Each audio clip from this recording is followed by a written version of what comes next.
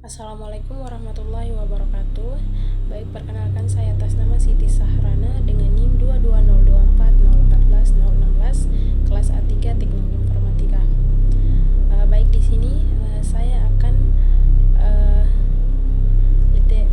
membahas sedikit literatur review dan konsep.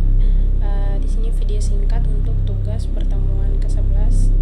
Untuk tugas 11 berdasarkan jurnal yang berjudul Analisis Strategi Sukses Model Bisnis Startup E-Komersi di era digital menggunakan metode Value Proposition Design. Baik, di sini jurnal ini membahas bagaimana startup e-komersi dapat merancang strategi bisnis yang sukses di era digital dengan menggunakan pendekatan Value Proposition Design atau VPD. VPD ini dapat membantu perusahaan memahami kebutuhan pelanggan secara mendalam dan menciptakan produk atau layanan yang sesuai dengan nilai yang dicari konsumen. Di sini juga ia menjelaskan bagaimana VPD digunakan untuk mengembangkan model bisnis e-komersi startup yang sukses dan menghindari kegagalan yang sering terjadi akibat kurangnya pemahaman terhadap kebutuhan pelanggan. Dan penelitian ini juga dilakukan dengan pendekatan kualitatif menggunakan studi kasus pada beberapa startup e-komersi. Dan analisis ini juga dilakukan dengan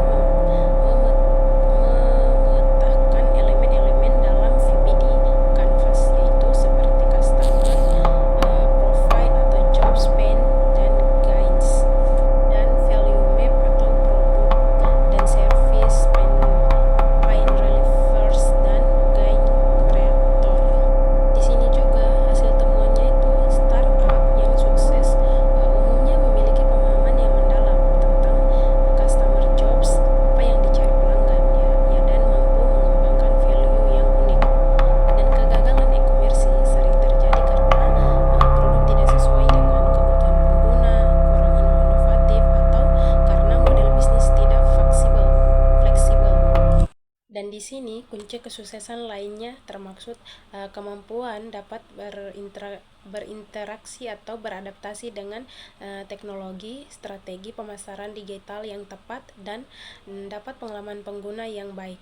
Dan kita dapat simpulkan bahwa penerapan value proposition design ini sangat penting untuk kesuksesan bisnis ke depannya dan startup e-komersi di era digital. Nah, model ini juga membantu dalam merancang nilai yang sesuai, meningkatkan loyalitas pelanggan, dan mempertahankan posisi di pasar kompetitif.